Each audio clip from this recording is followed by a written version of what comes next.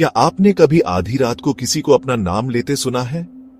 अर्जुन ने सुना और फिर सब कुछ बदल गया।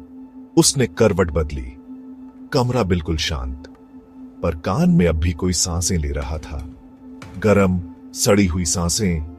मैं कर्ण पिशाचिनी हूं और अब तुम मुझे सुन चुके हो।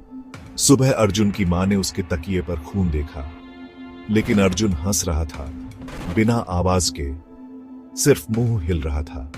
आवाज किसी और की थी, कर्ण पिशाचिनी, वो रूह जो मरने के बाद भी जिंदा रही। लोग कहते हैं वो फुसफुसाती है, और जिसे भी उसकी आवाज सुनाई दे गई, उसका जिस्म तो यहीं रह जाता है, पर जहन उसकी कैद में चला जाता है।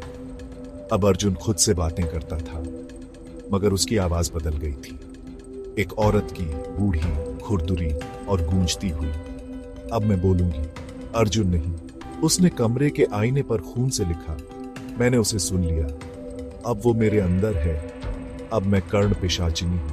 पुजारी ने कहा, इसमें सिर्फ भूत नहीं है, ये कर्ण पिशाचिनी है, जो जिस्म नहीं, सिर्फ चेतना को चूसती है।